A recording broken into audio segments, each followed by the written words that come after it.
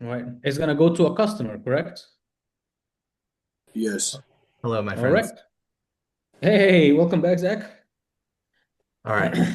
Thanks, guys. So yeah, so we basically almost done. We went through the process, inputs, outputs, suppliers, and now we are going through the customers.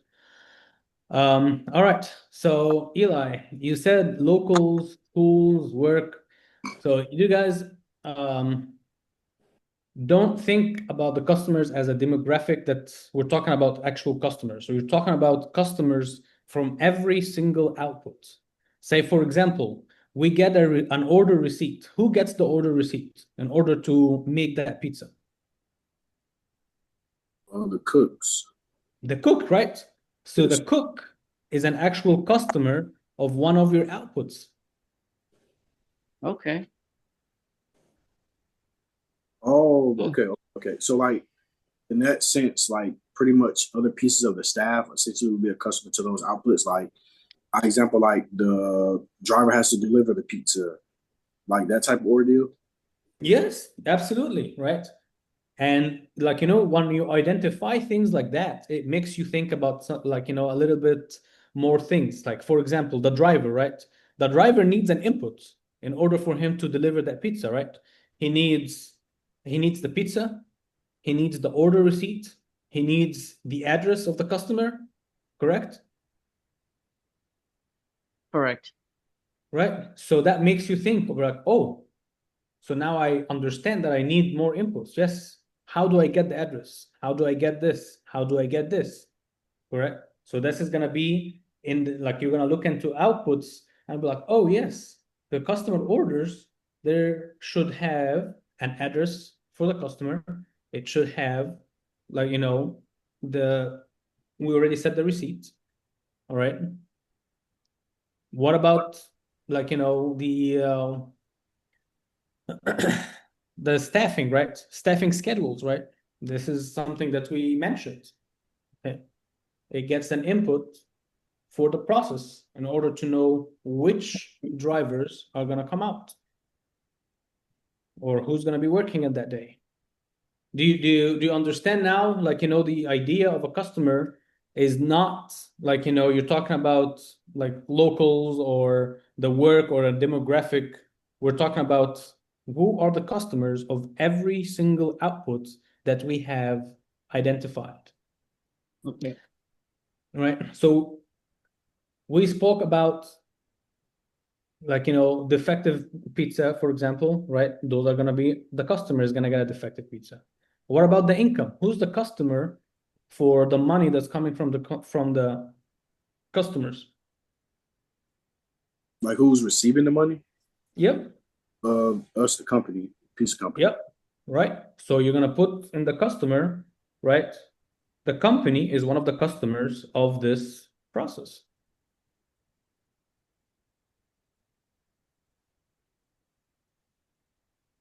All right, what else?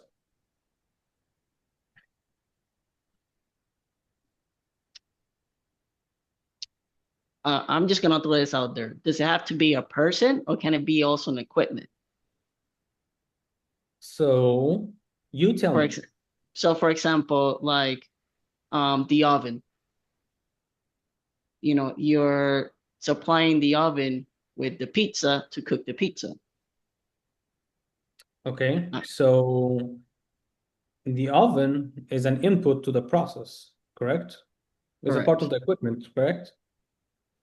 And then you're going to use the oven to produce the output, which is the pizza. And who is going to be the customer of that pizza? So the customers and the suppliers, it's either a company or a person, right? It has to be, Okay. right? As I remember, like, Okay. the Yeah, sidewalk, makes sense. it's like we're trying to identify who's who in the zoo, Got it. right? Hmm. Okay.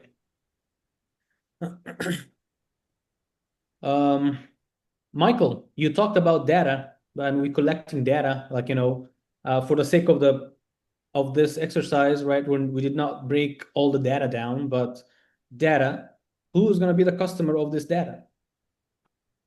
The owner manager. Okay.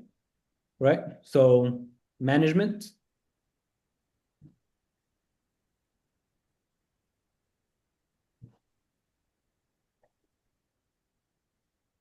Great.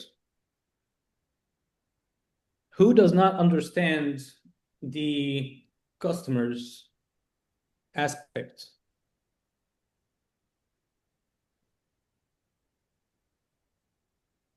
I get it. I'm good. All right. Any questions?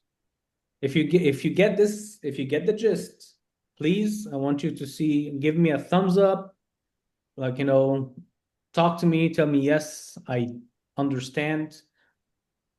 I get the gist. I get the Okay. gist.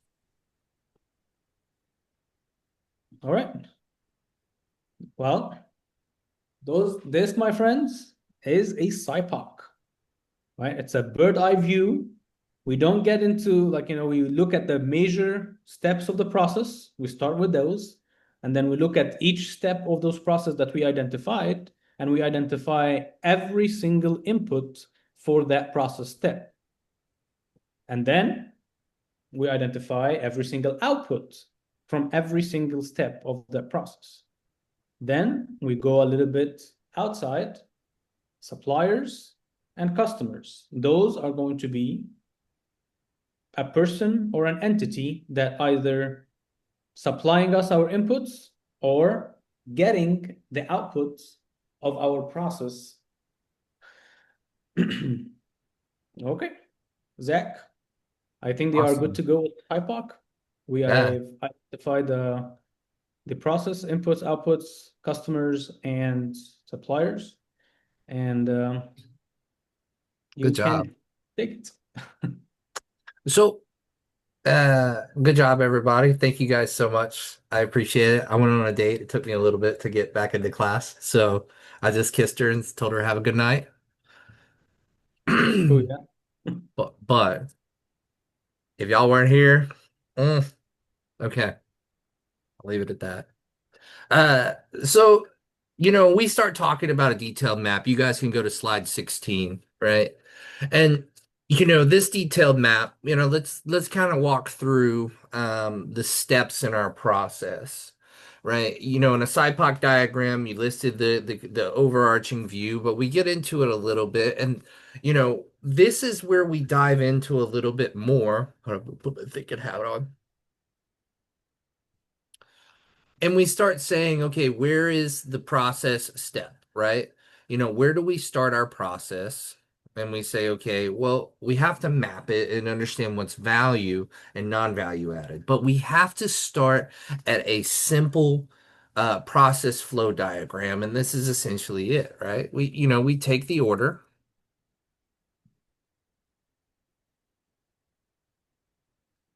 Well, we start, what's the next step in the process?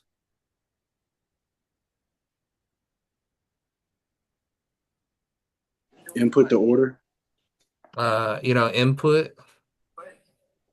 We could say like prep ingredients or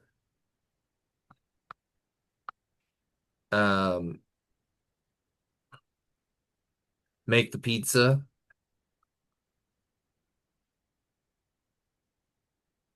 And then we say oven, right? Like what I want to use a different word. I don't want to just say oven. What do I want to say? Like cook pizza? Cooked. Right? What's a decision that needs to be made when we cook the pizza? The outcome being burnt or good, or Uh is it a good pizza or not a good pizza? I guess we could just say like, is it cooked? Right? And the reason we put that diagram in there is it's a way we can quality check our material, right? Quality check our process to make sure it's running.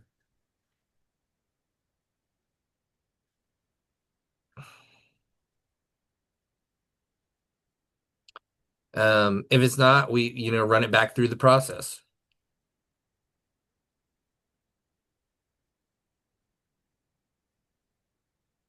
What's the next step we might have? Is it boxing and boxing, maybe delivery or takeout or delivery, right?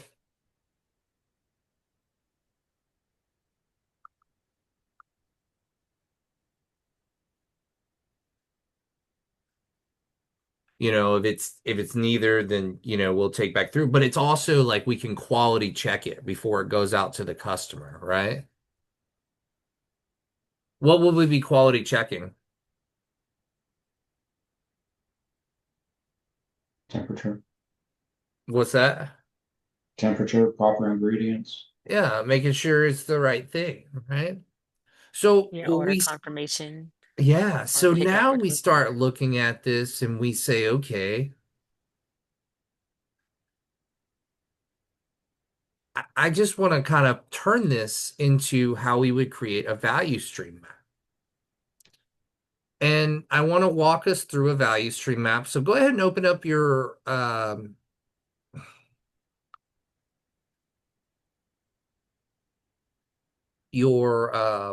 what's it called? Cheat sheet.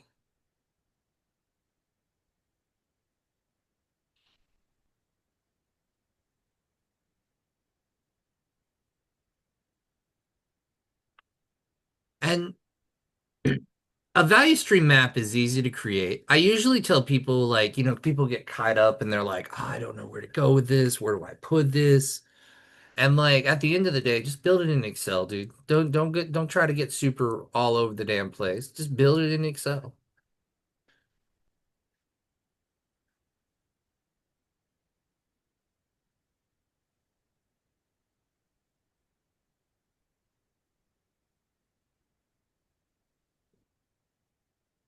Now, for our value stream map, we're only really going to care about like the bigger items. So, take order, um, make pizza, oven, boxing, delivery.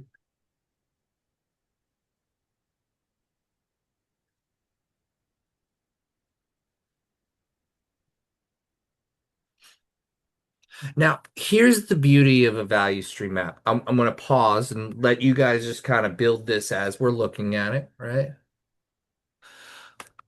A value stream map can get really, really complex. Does it need to be? Absolutely not. But a lot of people will kind of overdo it. And, all of a sudden you've got a process. And I just grabbed this online.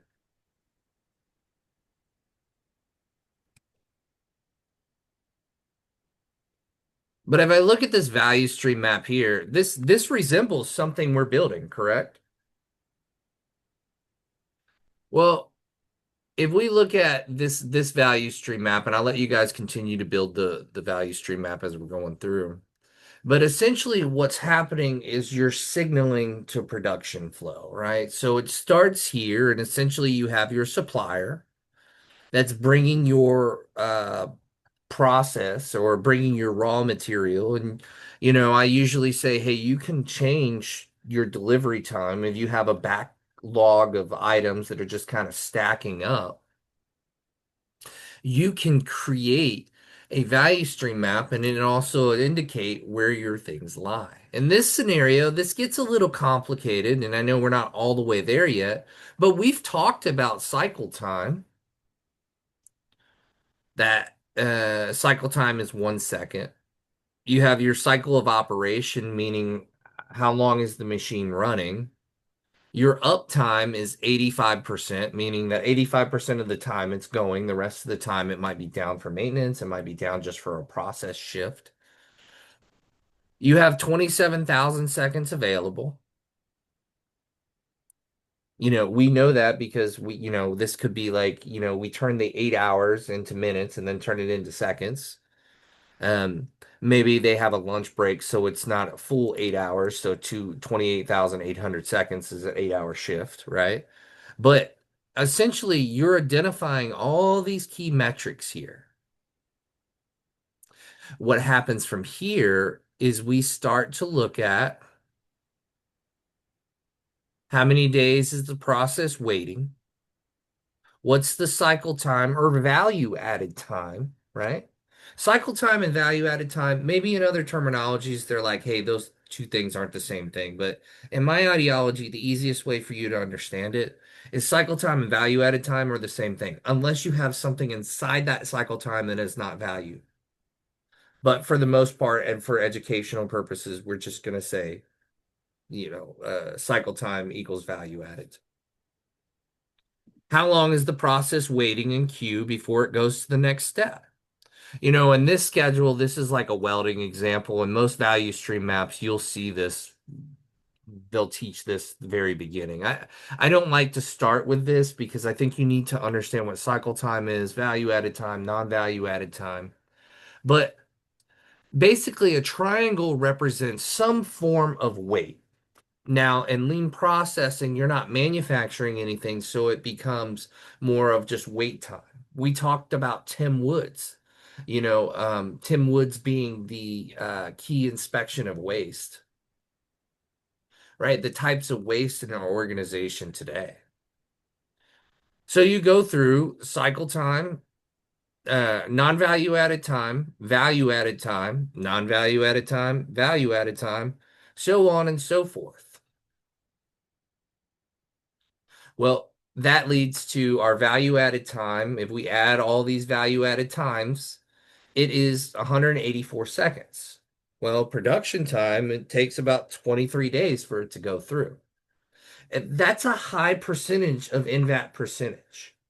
And I'll get into that a little bit later, but I just want you to know that you can add other things to a value stream map.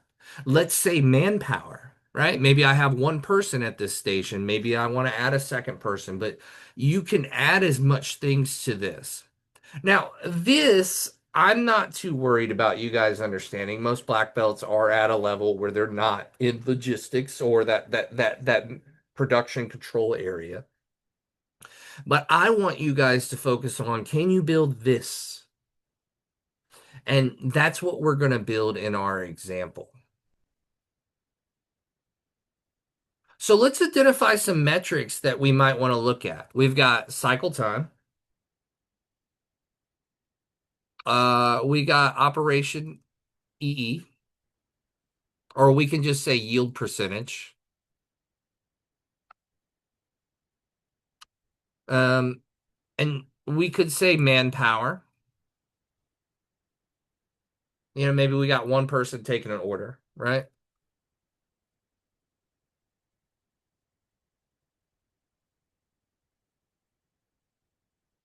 Maybe we have 3 delivery drivers here. If we have an influx of orders and we don't have the delivery drivers on hand, we can see it in our process and identify it that way. And other bodies of knowledge, they won't really tell you about adding manpower to it, but the truth is you could add whatever you want that's relevant to the value of your operation in a value stream map. I want to put everything into seconds. We can get it into minutes and then turn it into seconds here in a little bit. But how long do you think it takes to take an order? What, 120 seconds? Like 2 minutes at max, right? Yeah, sounds about right. Yeah. That sounds fair. So again, we're gonna make sure we identify that in our description as seconds.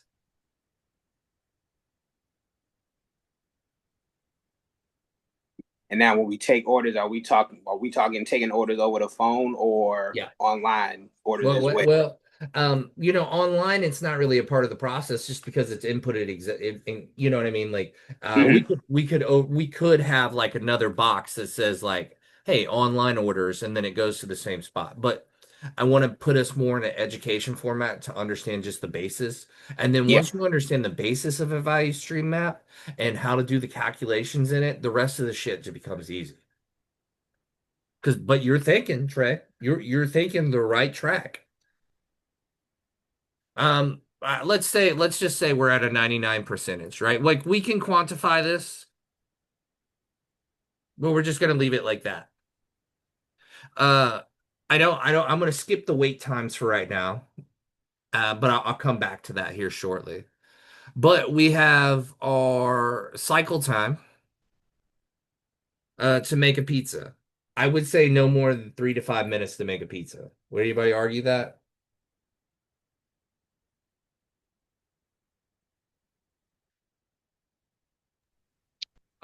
No, I think sounds about right. I mean, maybe it depends on the ingredients, but the basics, that sounds about right. Right. Like, yeah, you could be putting a lot of stuff in. Now, our oven time is probably one of the higher cycle times we have, right? Because it probably takes what, 5 to 7 minutes to cook, or maybe a little higher. What do you guys think?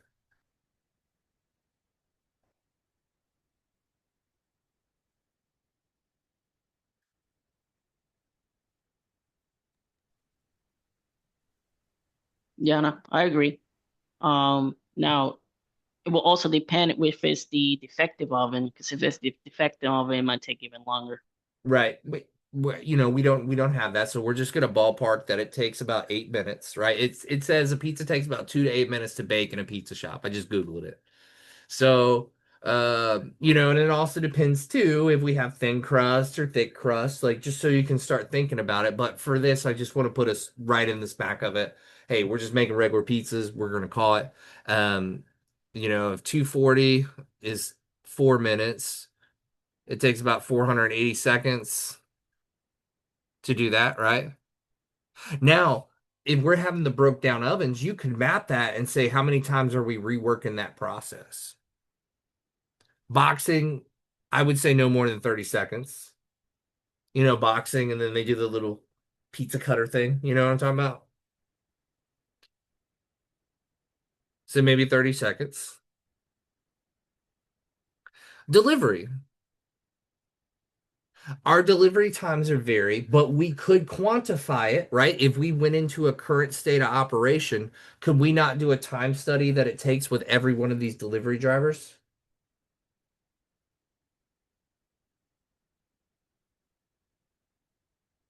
I'm gonna ballpark and say like 15 to 20 minutes, right? Yeah. For delivery. So, Well, depends how far the customer is. They have a right. guarantee 30 minutes, so it should be within the 30 minutes. Time frame, right? So yeah.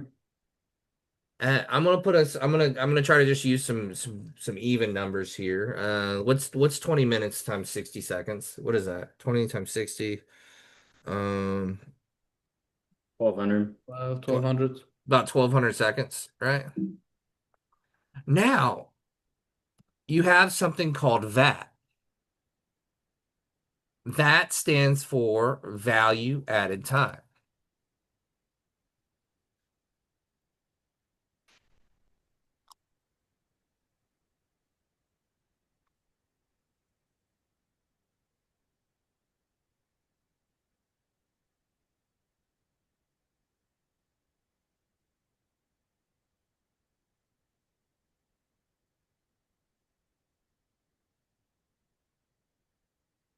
Now, I usually say color code this stuff so that way it's easier to understand. I'm gonna wrap this so that way.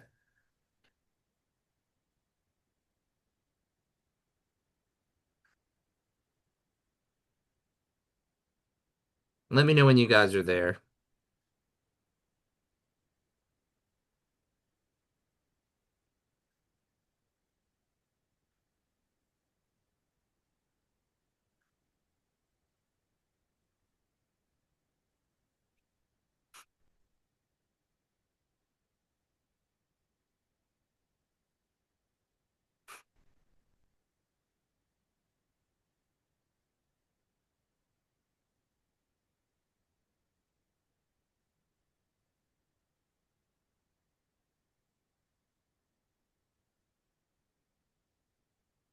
Well, how do you get value added time? Literally all you do, guys, is you just add everything up. I'll start at the beginning.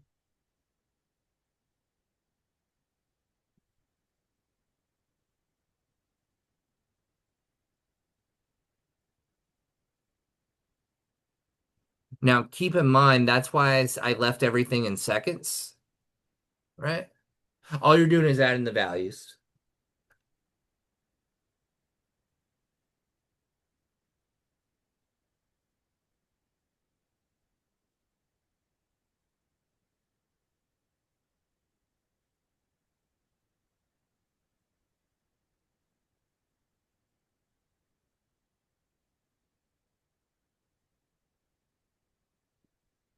But our VAT is here, I'm going to change this right here. I just want to put that up there so that way you guys got it.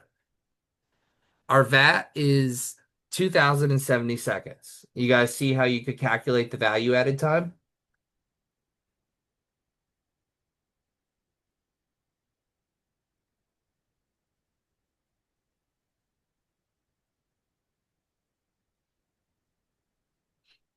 Well, what about INVAT? What do you think INVAT stands for?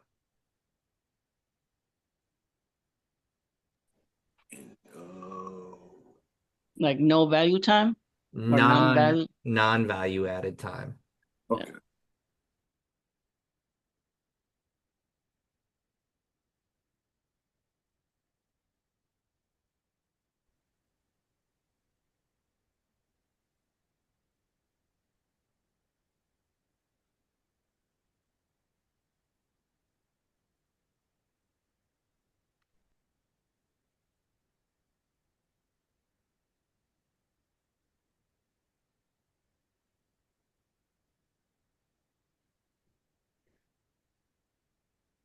So now we do a time analysis. I wonder if I can do like a little triangle right here. Yeah.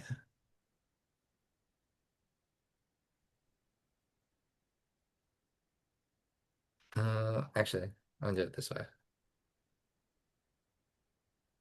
Remember I said the triangle indicates like a wait period, right?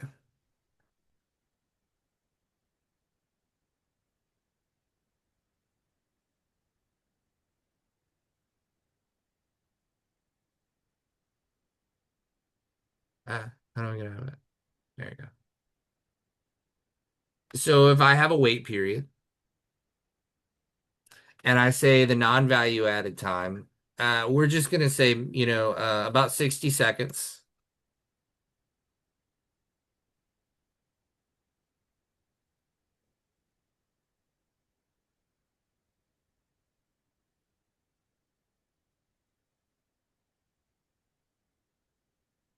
From making pizza to oven time. Now, like keep in mind, like we can analyze that behavior, we could record it and find out.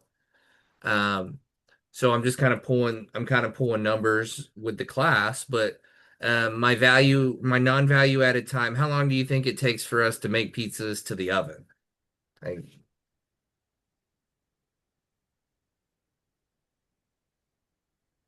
maybe like in the maybe there's a stack of them and they're waiting like 8 minutes. So 480 seconds. I was just gonna ask now about making pizzas. Are we talking putting ingredients on the dough and putting it in the oven, or from the time we get all the ingredients on the dough and the time it takes to get it from that point into the oven? Think about it in between the value added time, right? So when is the process not moving in the process, or when is the product not moving? That's the easiest way I can describe it. Does that make sense, guys? Yes.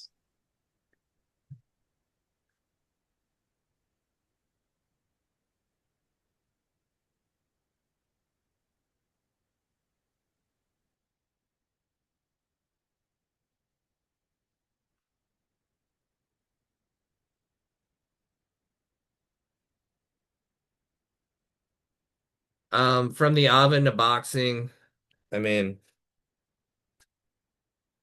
no, we could just say like that, maybe like at max 60 seconds.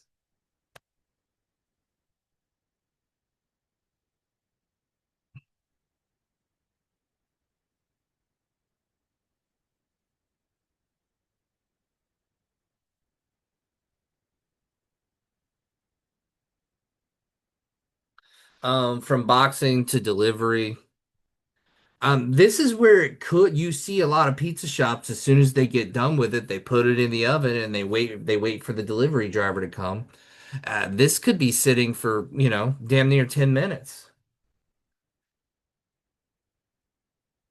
Was that 600 seconds? Yeah.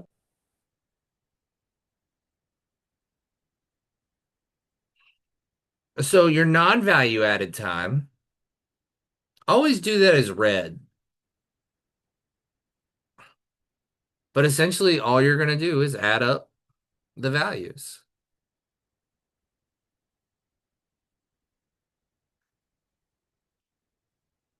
What do you guys get when you do that?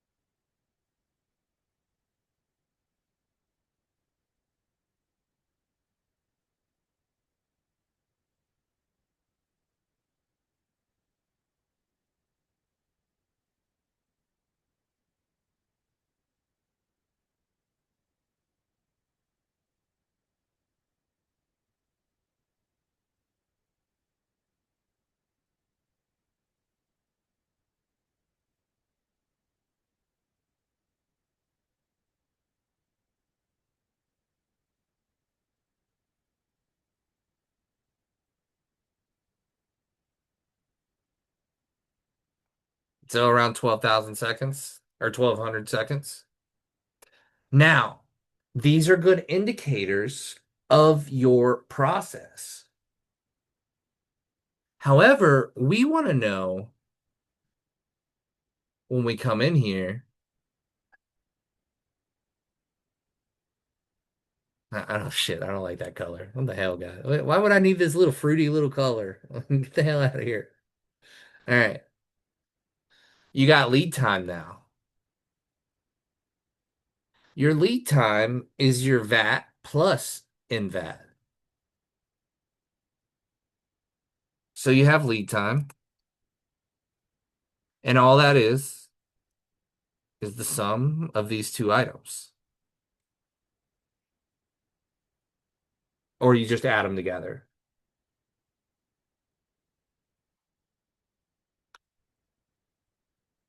Any questions there? Lead time is one of the easiest calculations. And so is, VAT and non-VAT. You literally don't calculate anything. You just add them together. You find what your value added time is, and then you find what your non-value added time is, and then both of those together equal your lead time.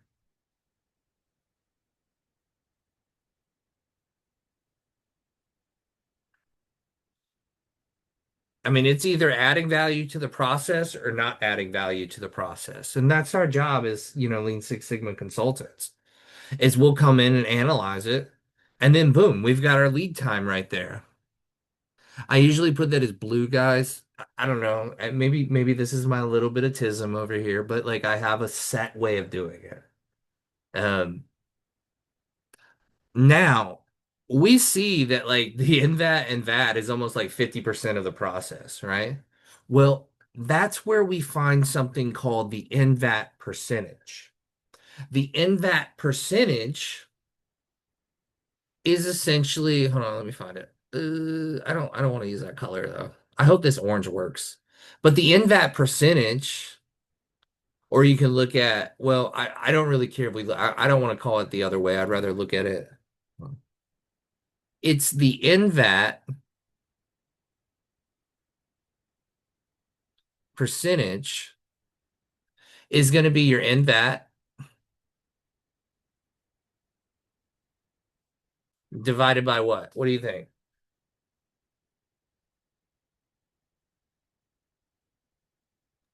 Lead time. Right. Because what it does is it gives us our ratio. If I just divide it by the VAT, that doesn't really make any sense because you could do the VAT over lead time and then you have your VAT percentage. But I'll probably get my hand slapped here. I don't care about how good the process is. I want to know how bad the process is. So that's where we come in. And we just set up a quick little calculation. We say NVAT percentage. And we say NVAT over lead time.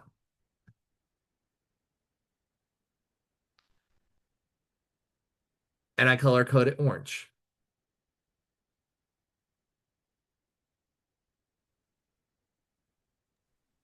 So just to clarify, so the NVAT percentage would be, that's the amount of time, basically the time wasted. Basically, that's the time the shit's moving. Got it. So it becomes metrics that are more digestible. Look, we could sit here and say supermarket and but this is supply run, and you know how long does it take for the supplier? Put that in there, add the wait time there. If you understand this,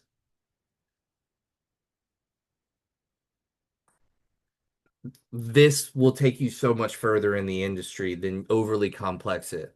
Because at the end of the day, guess who still has to understand that value stream map? Your workers, your employees. Oh, it doesn't stop there, boys and girls. We could come in and say, okay, let's see what percentage we're working with on these yield percentage. We said, like, I remember the other day that we said like the oven was like 75%, something like that. I don't remember the other numbers. I mean, I know I have it there, but we can make it up right now. Boxing, that's pretty much 100%. Delivery, we're gonna just say that's at 85%. Oh shit, we put a new metric in here. We already know this metric as RTPY. What did RTPY stand for, guys? Roll throughput yield. Yes, sir. Damn, you guys are smart, man. This like if I could like pause, this is my favorite part. Like value stream mapping. I mean, I know I talked about the analyze phase being my favorite part, but when it clicks for you guys and you're like, oh shit, I can do this. This isn't as hard as I thought it would be. It I don't know. I don't know. It warms my jollies. I don't know. I didn't mean that in that way, but like just in a good manner. Like so now you have another calculation, roll throughput yield. Did I do that right? RTP. Yeah, yeah. And how did we get that, guys? Oh, let me start the beginning.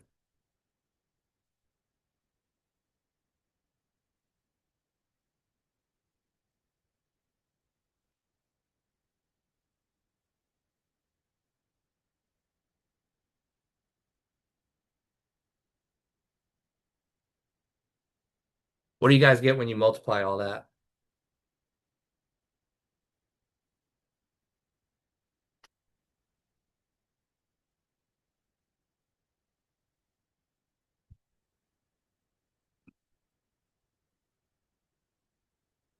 Dude, that is 61% of the time we'll have a good product. What function of Excel could we utilize? I've been talking about the last 2 days that we could utilize to kind of see what's going to have the most impact. Goal seek. Goal Seek's like my favorite thing, man. Because, like I said, I cheated in college with that. Like, I don't care. Whatever. Judge me. What do they say? You ain't cheating, you ain't trying, baby. But like Goal Seek was one of the coolest features because I could say, oh shit, how do I improve this? Where do I make the most impact? There's the 36% waste time, meaning 36% of our time our product's just sitting there. We got only a 61% ratio. Like that dog don't hunt, boys and girls. We gotta fix it. How do we fix it though? Well, we talked about the other day installing a new oven. So let's Goal Seek that out. I'm gonna go over here to data. what if analysis, go to goal seek.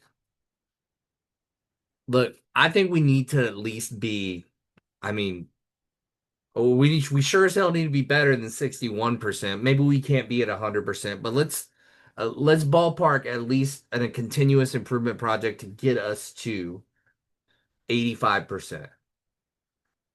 Like we can improve from there, but 85% might be a good. So I'm gonna goal seek. I have the formulas built in here already. So I go goal seek. I go to value. I want to be at like 85% by changing the oven, right? We said we were going to replace the oven. We know the cost of that oven.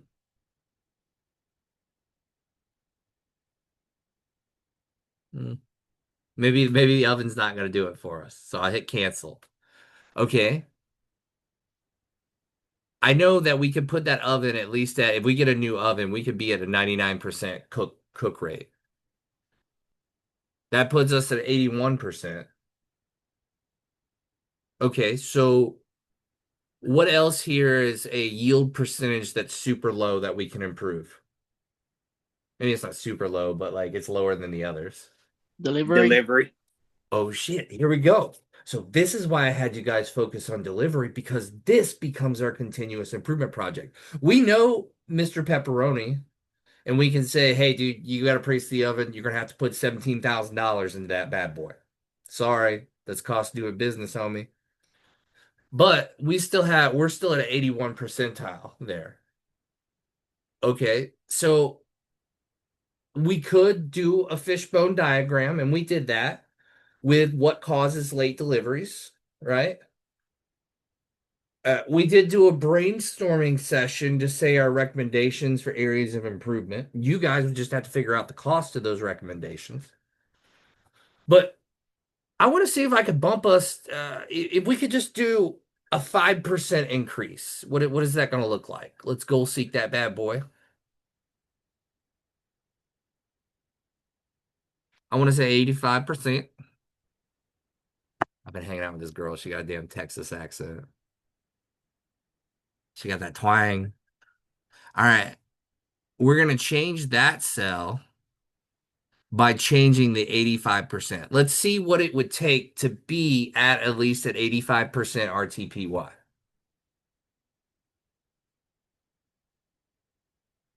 Where we go, 88%, 85. So we increase it by 3%. I think we could do better than that, but tangible steps, smaller steps lead to successful missions. We know we got to take care of the new oven. We know we can bump that from 75%. But the reason I'm showing you goal seek, guys, is because this is your current state. When we had this at like 75%, this is your current state of the operation. This is essentially what would be on your damn, like, your project. I'm putting it in the chat so you guys have it. But I want to see your own value stream up. I don't want to see mine. I want to see your own. But that becomes the current state of the operation. Would anybody argue that difference?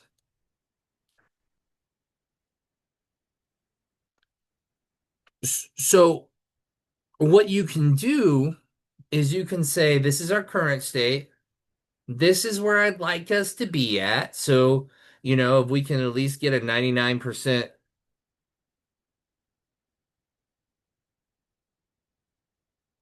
Jesus, not 999%.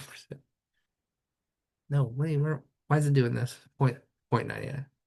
There we go. And then I want to at least bump up my delivery to 85%, 88%. Did it again. Okay. Well, what's another recommendation we can do to improve delivery time?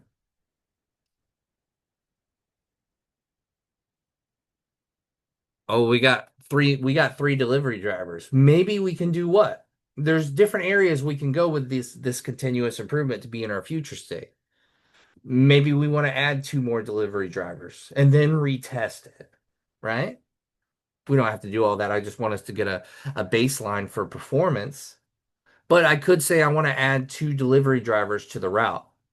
What do you guys need to provide to Mr. Pepperoni to add those 2 drivers?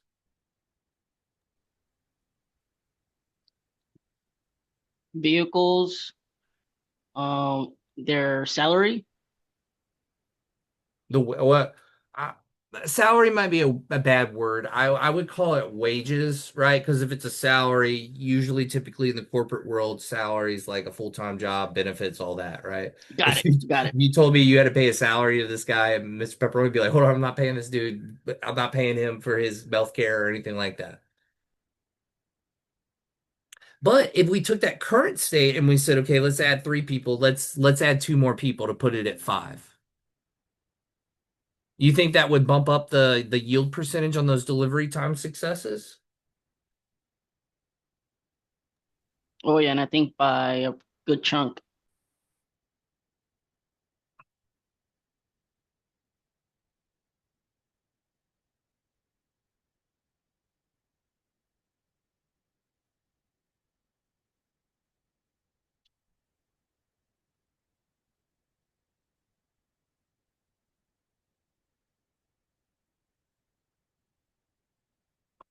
Let's take a 10-minute break. I know you guys been going really hard. We're gonna come back to this slide though. But this is cool stuff. This is where the rubber really meets the road before you get into the improvement phase. This is where the shit happens. The shit happens. I probably sound like such an unorthodox Lean Six Sigma facilitator, but whatever. It's just who I am. I mean, I've been really successful with just being a normal human being teaching this stuff. But it's cool how you can look at all this, right? We'll take a 10-minute break. We'll come back, all right? Hey Siri, set a 10-minute break. Kill.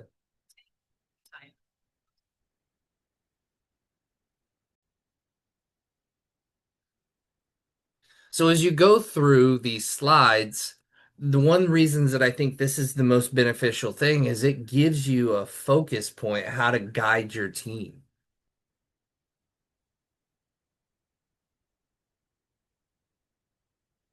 Some milestones along the way. Well, we're going to look at, we're going to get that oven. We're going to look at, did it make an improvement? Well, we know it's going to make an improvement because it's a brand new oven. We know how to do a SIPOC diagram. We've already done it. You can just blend everybody's SIPOC diagram into it. We talked about the voice of the customer and the critical to quality metrics. So this is just kind of digesting this, and it's very similar to a SIPOC diagram, but you're just kind of putting these areas together.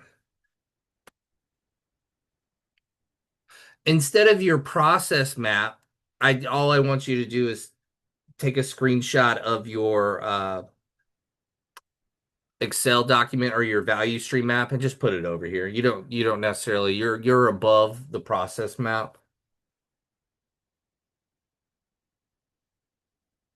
Data collection plan. We talked about, is it continuous? Is it quantitative? How are we going to sample it? How are we going to look at the data?